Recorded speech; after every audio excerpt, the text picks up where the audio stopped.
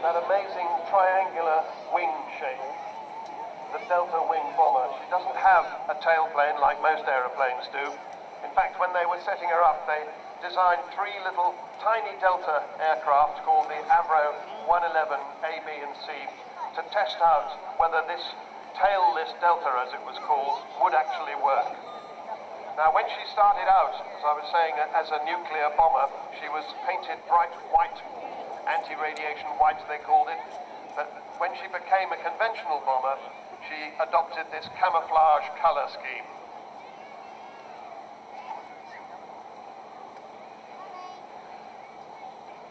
Right at the very end of her career in the Air Force, in 1982, she actually went to war. She went to drop bombs on the Falkland Islands.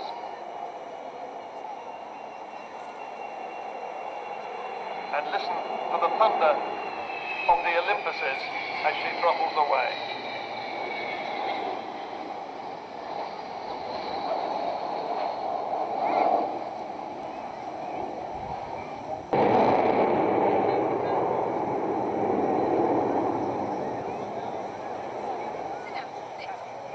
16,500 pounds of static thrust from each of those four engines. So one engine has more power in it than the whole of the Formula One grid put together. And there are four of them on this aeroplane. In fact, what that does when she takes off is it accelerates this aeroplane that weighs about 50 tons from 0 to 120 miles an hour in 4 seconds. Now as she comes round towards us this time, I think we're probably going to see the bomb bay opening. So you'll see in the underside of the aircraft this great cavernous bomb bay opening.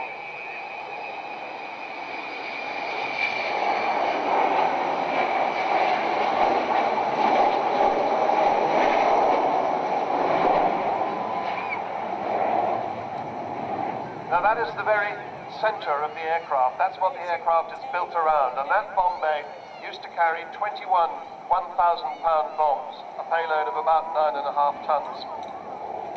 And that was the weapons load that went down to the Falkland Islands in April 1982. And the man flying the aircraft down is sitting in the right-hand seat. He's the co-pilot today, Martin Withers, DFC.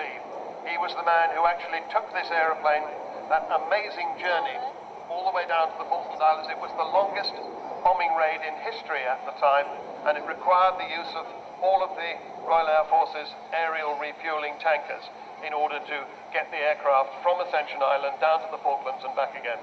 And they did what they set out to do. They got 2 bombs onto the runway at Mount Pleasant and prevented the Argentine forces basing their fast jets there. As she comes round again, we'll see the bomb bay closing, so you get a last glimpse of that enormous area under the aircraft.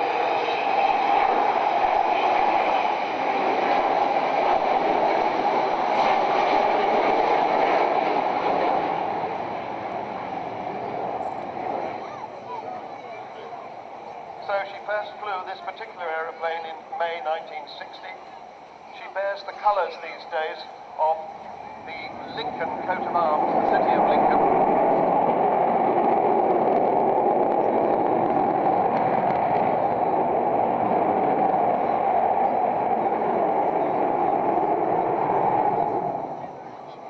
And also the Panther's head of No. 1 Group of Bomber Command, representing all of the Vulcan squadrons in the 1970s, 9, 12, 27, 35, 44, 50, 83, 101, and the most famous 617 squadron of Dambuster fame, plus the operational conversion unit. And she also has a new marking this year, the Spirit of Great Britain, painted on her nose, because this aircraft encapsulates everything that is great about the spirit of Great Britain, the Great British Never Say Die Bulldog spirit. Because getting this aircraft back into flying condition has been an absolute labour of love, and would not have been possible without all the money that you have given.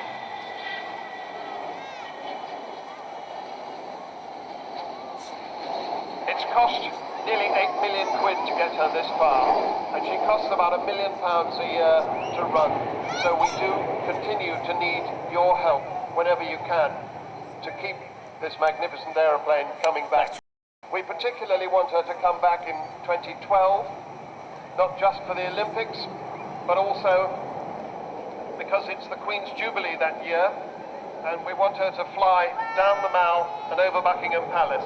And the Queen wants her to as well. The Queen's rather fond of Vulcan. One of her corgis is called Vulcan. Well, it's actually a Dorgie, a Dachshund Corgi cross.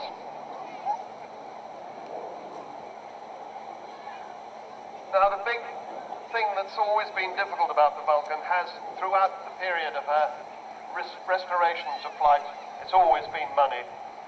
We've had lots of support from the Civil Aviation Authority, Marshall Aerospace, the Engineering Authority, other companies, AD Holdings, Air BP, BAE Systems, EADS, Goodrich, Jefferson, Judd Power, Kearsley Airways, Meggitt, Messier Doughty, and Rolls-Royce.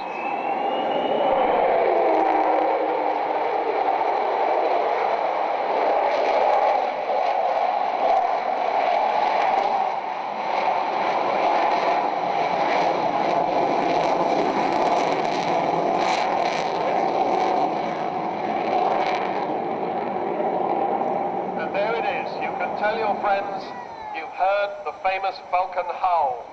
It's an extraordinary, unique sound that only the Vulcan produces. Nobody really quite knows why it happens, but it does. And there it was. That was the Vulcan howl. Now, you'll see if you're looking through binoculars, or maybe even without them, that today's captain, Kev Rumins, has put the wheels down on the Vulcan.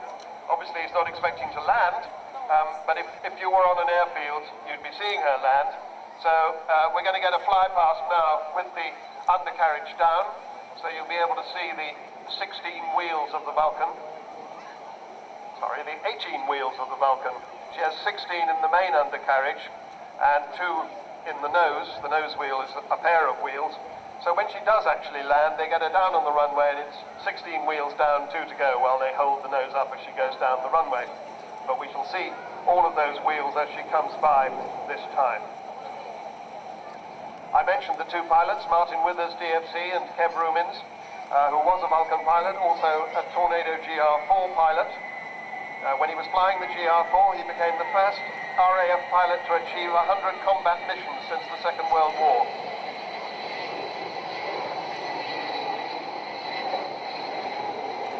And there are the wheels retracting as they go by.